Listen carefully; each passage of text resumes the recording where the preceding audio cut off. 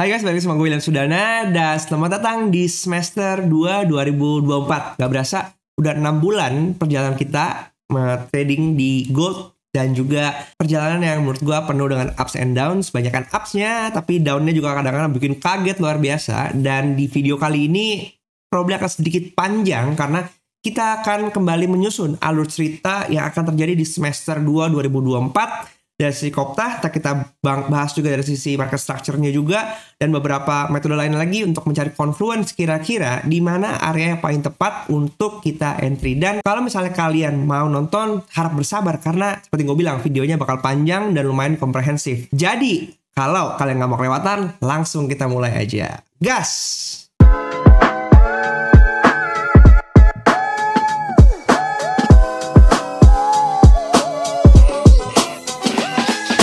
Oke, seperti analisa-analisa yang pernah gue bagikan di sini ya, mau itu naik, mau itu turun, mau itu benar, mau itu salah, semuanya ada di sini ya. Nggak pernah gue hapus karena menurut gue namanya analisa itu adalah bentuk probability ya. Bagaimana setiap orang punya bias yang salah, bagaimana setiap orang punya bias yang benar. Kalau benar berarti kita kebetulan sejalan dengan market, kalau salah berarti market yang benar.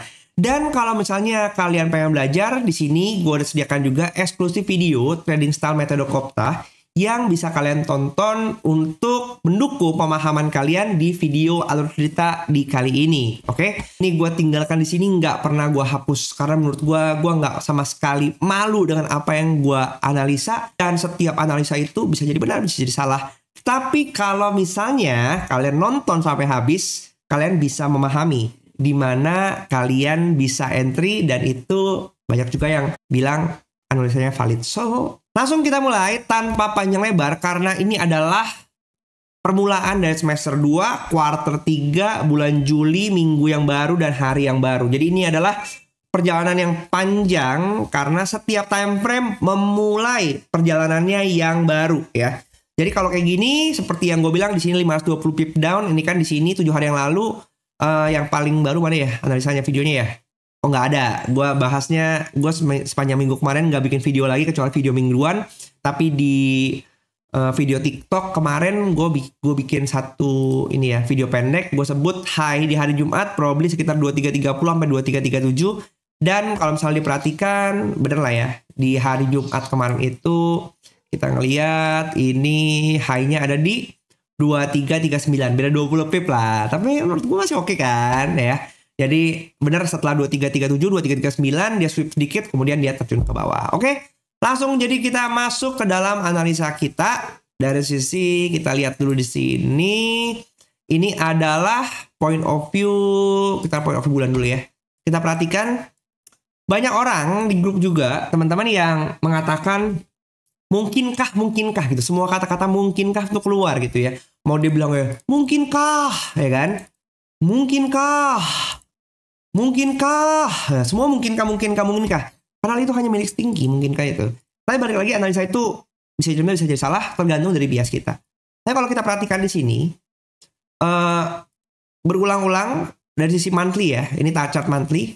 24828 ini di bulan April, kemudian di bulan Mei 2450, kemudian di bulan Juni, bahkan yang dia hukum jikanya naik tapi dia mau anomali down malah berakhir sideways ya. Ini kita perhatiin kalau dari sini semakin lama dia semakin turun, jadi nggak kuat untuk membuat high baru lagi. Dan kalau misalnya dia membuat ATH baru pun sebenarnya dia close body candle gitu ya. Di bulan Mei dia sebenarnya kan nggak nunjukin itu, dan di bulan Juni another try dan gagal. Jadi yang kebentuk apa? Higher high,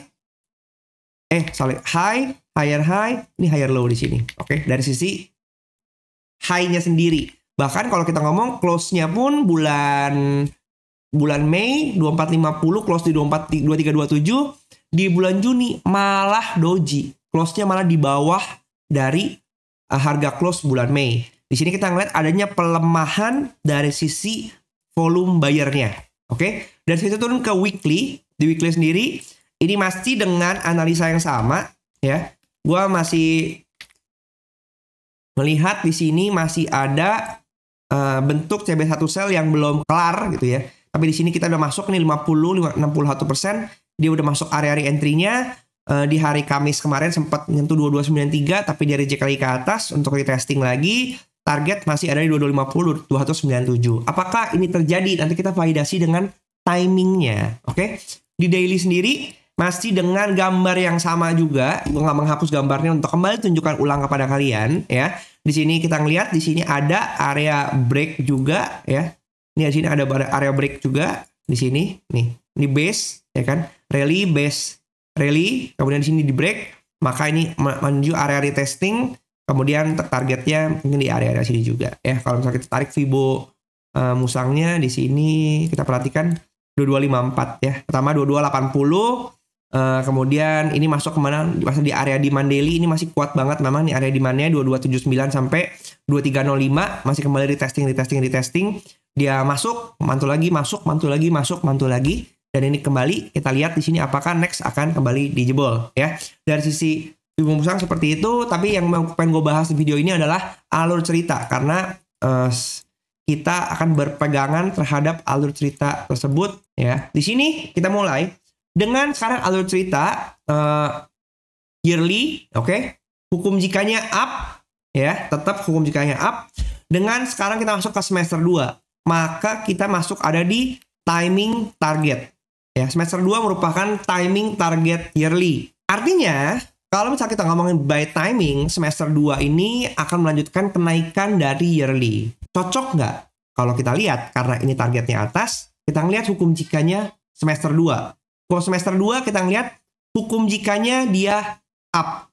Maka ada korelasi bahwa kalau buat teman-teman yang bilang, oke, gold masih bullish, gold masih bullish. Kita bisa ngelihat di sini, yes betul, gold masih bullish dalam longer term, dalam time frame yang besar. Maka kita bisa ngelihat di sini, semester 2 dengan hukum jikanya up, sejalan dengan timing targetnya semester 2 yang yearly hukum jikanya up. Kita turun lagi, di semester 2 sendiri dia akan membentuk keseimbangan ya. Di kuartal 3 dia akan menjalankan peran busur bawahnya. Kemudian di Q4 dia akan melakukan timing target atasnya. Oke. Di sini kita ngelihat kuartal 3 busur bawah, maka ekspektasinya kuartal 3 akan turun, baru kemudian kuartal 4-nya dia akan naik. Oke. Tapi kita cocokin dengan hukum jika di kuartal 3. Kuartal 3-nya dia hukum jikanya up. Oke, maka ada kemungkinan kuartal 3-nya akan jalan lagi ke atas. Tapi nanti kita akan cocokin dengan RPS-nya. Karena ini kita baru nyusun alur cerita untuk dari sisi hukum jika dan busurnya. Ya, kita ngeliat di sini, kalau kuartal 3 hukum jikanya up, maka akan didukung dengan Juli sampai mid Agustus yang akan melakukan busur bawah. Maka kita expect Juli sampai mid Agustus dia akan melakukan busur bawah dari point of view quarter. Sebelum mid Agustus sampai September akan melakukan target atasnya. Oke, sekarang kita ngelihat cocok nggak Juli yang di sini secara quarter tugasnya adalah busur bawah. Kita ngelihat Juli hukum jikanya down.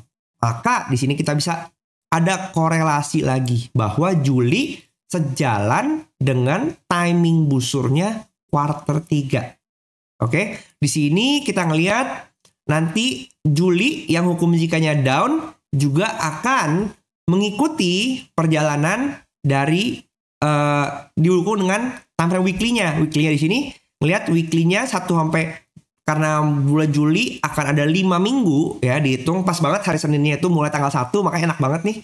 Kemudian week 3-nya akan busur atas karena Juli hukum jikanya down, makanya week 1, week 3 dia akan buat busur atas untuk bulannya. Kemudian week 3-5 akan target ke bawah. Kayak gitu, oke?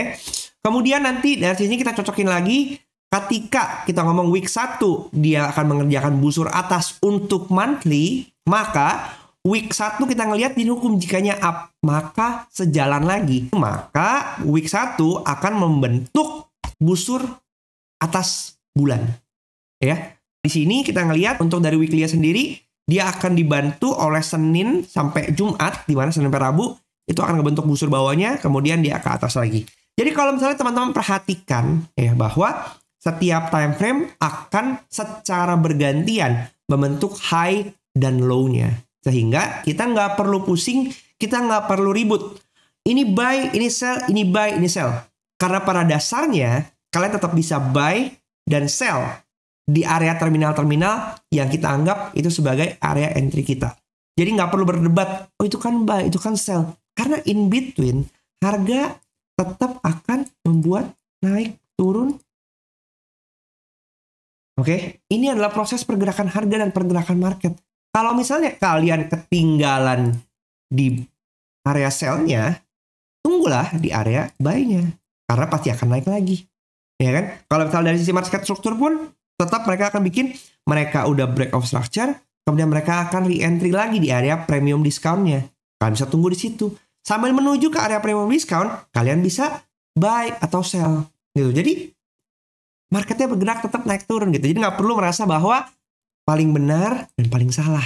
Kita melihat di sini bahwa gold dari time frame besarnya tetap bullish. Dan target kita, kalau misalnya sekarang kita perhatikan, kalau kalian yang udah menonton video yang di sini, ya, kita masuk ke area yang paling pertama ini, ya, atau bahkan kalian bisa lihat di sini cara apa itu tren anomali, tahu arah, kayak isi tabel RPS, teknik signal, step by step, susun alur cerita. Ini bahkan ini yang di awal Januari kemarin, ya. Kita tahu sekarang HN yearly itu ada di HB semester ada di 2450, ya. Maka apa? Dengan kita lihat semester 2 hukum jikanya up, maka kita expect maka ATH ini akan di break. Ya, ATH ini akan di break dengan target kemana? Probably kalau misalnya nanti kita lihat tarik bisa sampai sekitar 2557. Salah, 2557-an, 2500-an. Ya. Ini masih jauh perjalanannya. Tapi in between ke 2557, apakah dia akan naik terus gitu? Enggak, pasti akan turun dulu. Ambil area momentum area premium discount-nya, baru kemudian dia naik lagi ke atas. Itulah pergerakan harga. Dan di gold karena dia pergerakan range-nya besar-besar, pergerakan pullback ke bawahnya pun kita bisa cuan besar. Gitu, oke? Jadi lanjut, langsung kita masuk ke dalam tabel dulu kali ya. Tabel dulu. Oke? Jadi di sini kita masuk ke dalam tabel, kita perhatikan ini adalah update terbaru. Kita perhatikan di sini yearly angkanya sama dengan posisi open di 2062, high now-nya 2450, 1984. Tapi untuk semester ke bawah, data baru. Ya, fresh. Baru keramas, kemarin bersih sekarang. Di sini kita ngelihat yearly udah normal up pada dasarnya ya teman-teman ya. Normal up. Kita perhatikan dia udah sampai R2. Oke, next. Kalau misalnya kita expect 2493, ya kan? Tadi kita ngomong semester, dia hukum jikanya up, kelihatan dia relatif normal, atas, atas, atas, oke? Kemudian kalau posisinya seperti ini, maka kita bisa expect semester, busur bawahnya, berarti akan dilakukan di kuartal 3, itu kita bisa expect pergerakannya ada di, kita perhatiin sekarang, open now 2326, maka busur terdekatnya di pivot 2229, 2230, ya. Ini adalah busur terbawah, busur yang paling pertama area pivot semesternya. Kemudian S1-nya dari 2009. Maka kita bisa expect sepanjang semester 2 ini, kita bisa lihat pergerakan gold mungkin bisa range mungkin sekitar 2000. Karena apa? Kita perhatikan di semester lalu, ya semester 1, pergerakan gold itu dia sampai 4000 pips. Maka penurunan 2000 pips ini sangatlah valid. Ya, kalau apalagi kita ngelihat semester low before-nya di 1984, maka penarikan koreksi ke bawah sampai bahkan ini 2000, balik ke harga 2000 lagi, itu sangatlah mungkin. Tapi pertanyaannya, apakah benar-benar mau? Karena setiap perjalanan pergerakan harga itu akan dibatasi dengan timingnya juga. Gitu. Ketika timingnya berakhir, ya disitulah pergerakan berakhir. Oke, maka kita bisa expect 2230 sampai 2009 itu busurnya. Kemudian untuk targetnya kita lihat high before semester 2450, maka kita lihat R1 semester aja ada di 2475.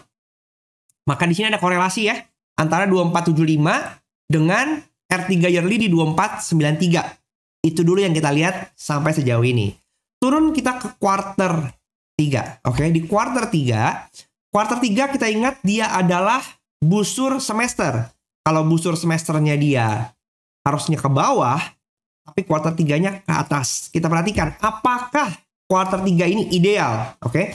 Quarter kita lihat di sini hukum jikanya up, tapi dalam posisi kalau kita lihat sekarang harga openingnya di 2326,45, kita asumsikan pas besok hari Senin nggak ada gap, kita lihat posisi quarternya atas bawah-bawah. Berarti open di atas pivot tetap, tapi ada potensi dia antara sideways atau mungkin terjadi anomali down.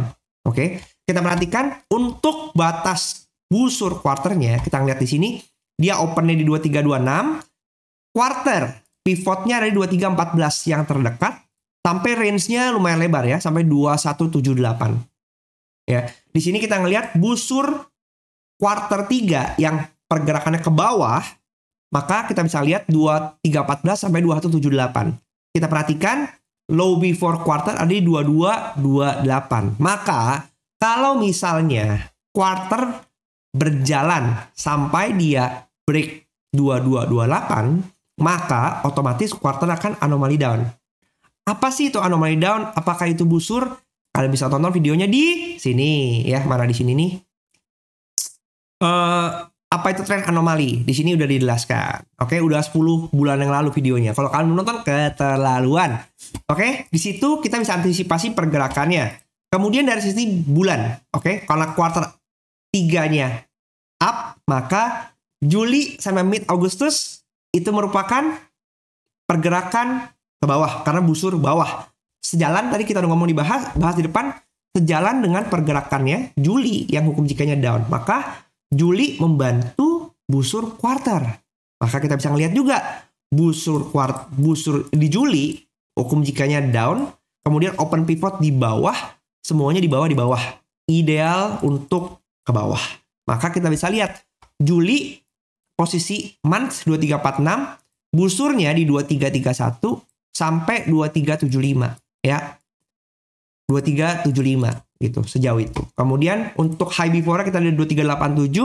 Kemudian untuk target penurunannya kita bisa ngelihat low low before di bulan Juli 2286 dan kemudian S1 di 2274. Di sini kita bisa ngelihat adanya korelasi ya. Masuk ke area 2200 ya kan? Quarter 2178, low before quarternya ada di 2228. Kemudian kita lihat semester pivot ada di 2230. Kita ngelihat ada korelasi-korelasi ya kan, area-area 2200. Ini area yang akan dikunjungi di quarter 3 ini. Dan sampai di semester 2 dan quarter 3 ini ya, 2230 dan 2228. Perhatikan ini teman-teman. Kemudian kita lihat lagi dari sisi ini month-nya, weekly-nya, kita lihat di posisinya hukum jikanya up. Dan ini relatif kelihatannya ke atas ya, atas. Maka pergerakan week relatif normal. Artinya apa? Sejalan dengan busur monthly yang hukum jikanya down, maka busurnya pasti ke atas. Kita ngeliat di sini 2321 pivotnya, kemudian 2303 untuk S1 weekly-nya ya, S1 weekly-nya. Maka kita bisa expect pergerakan weekly bisa mencapai 2321 sampai 2303.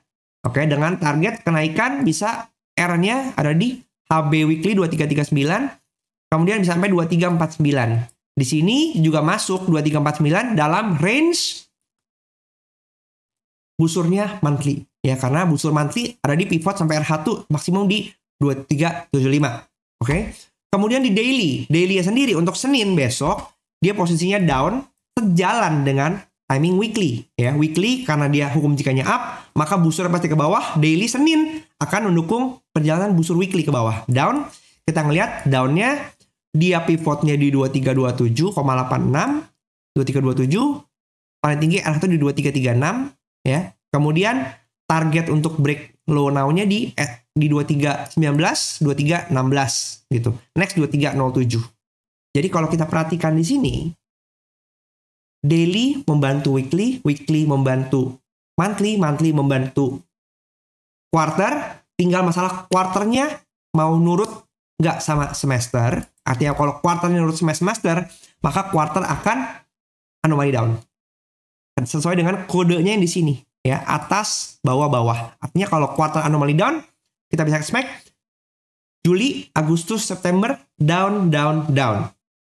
Gitu. Tapi kalau misalnya kuarternya dia mau berjalan sendiri, maka Julinya down, Agustusnya bisa down, kemudian dia putar balik ke atas, Septembernya pasti up. Gitu. Maka ketika Septembernya up, maka otomatis di kuartal 4 akan up terus. Dan bisa jadi kita ngejar sampai ke R4 yearly. Kayak gitu. Itu yang mungkin terjadi. Oke? Dan kalau misalnya kalian juga bingung pergerakan seperti sejauh apa, gue udah pernah ngebahas juga alur cerita sampai 10 tahun ke depan. Bongkar target kenaikan gold hingga 2000 beberapa 10 tahun ke depan ini. Ya, di sini kita udah punya roadmap lebih jangka panjang lagi tentang gold yang akan terus naik gitu. Oke?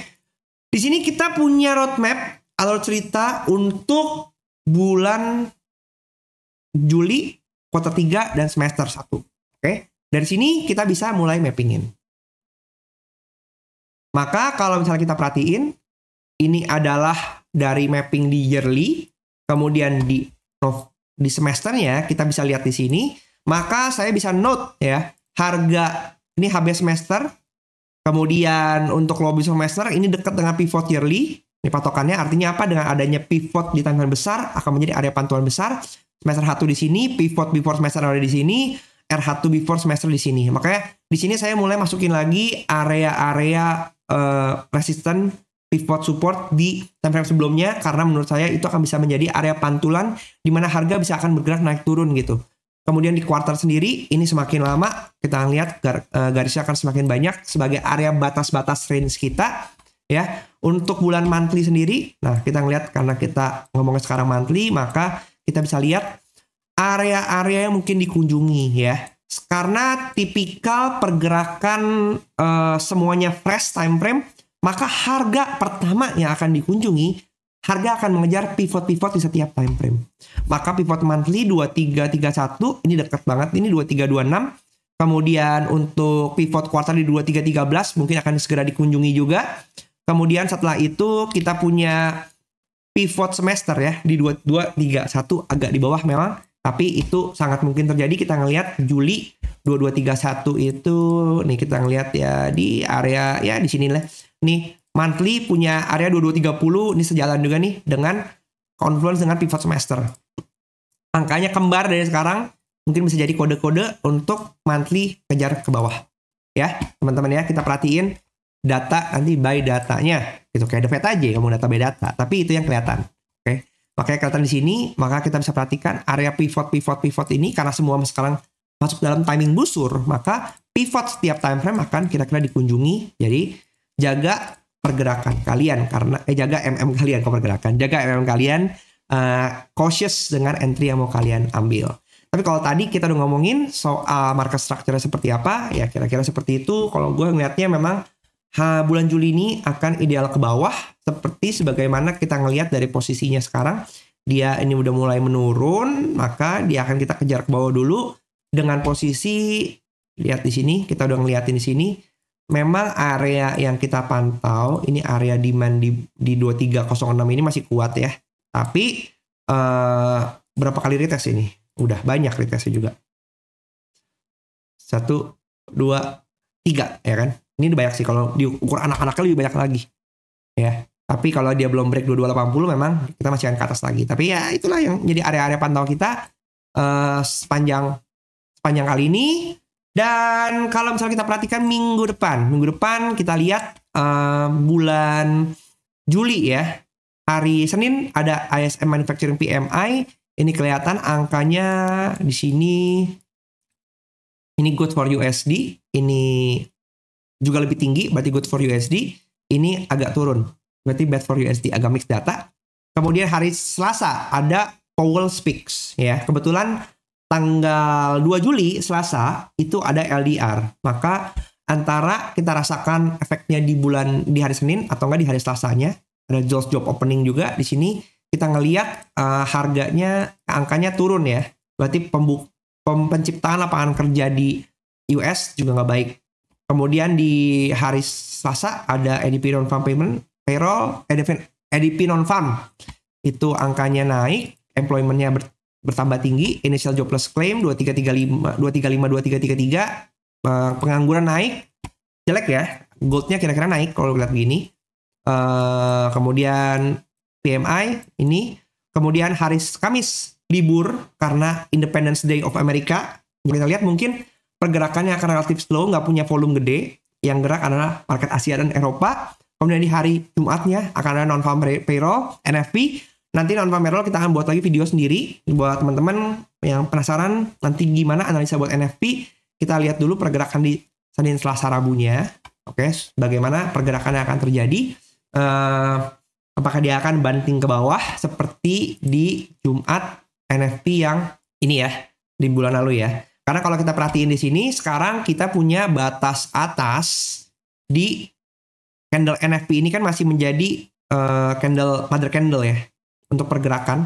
Jadi satu panjang sebulan ini kita ngelihat bahwa harga masih ada dalam candle range NFP ini. 1, 2, 3, 4 berapa dari tanggal 7 sampai tutup bulan 20 candle di sini. Maka ketika kita ngelihat nanti dia keluar dari range ini, artinya apa? 2286 dan juga di sini adalah 2387 ya, persis 1000 pips ini range-nya. Makanya di sini gede banget pergerakannya. Ketika dia lepas kandang, maka ini akan jadi momentum besar. Artinya ketika dia lepas ke bawah, dia akan kejar. Ini ada S1 monthly di sini 2275, sampai mungkin pivot semester 2230. Tapi kalau misalnya dia ke atas, maka dia akan langsung kejar ke atas di sini 2400-an lagi ya. Jadi teman-teman bisa pantau, kita bergerak sama-sama. Dan dari mengetahui alur cerita ini, menurut gua ini akan membantu kita untuk melihat kira-kira di mana area terminal bisa kita pantau dari jangka pendek, jangka menengah, sampai jangka panjang. Dan yang paling jelas kalau kita ngelihat memang gold masih bullish. Hanya dalam pergerakannya dia akan tetap membuat low di setiap time frame-nya untuk ngambil momentum sebelum dia melanjutkan perjalanan lagi. Oke? Jadi buat kalian yang suka dengan konten-konten gue seperti ini, kalian bisa bantu gue dengan subscribe channelnya dan juga like videonya, komentar juga pandangan kalian seperti apa, dan kalian bisa klik menjadi supporter gua di thank you channel for ini. clicking Ya kan? the join Masuk aja di button. sini. Jadi gua ngeliat kalau kalian Klik eksklusif konten join ini 40.000 per artinya bulan untuk kalian menikmati konten-konten member only videos ini. Dan sampai jumpa di video selanjutnya. Bye bye.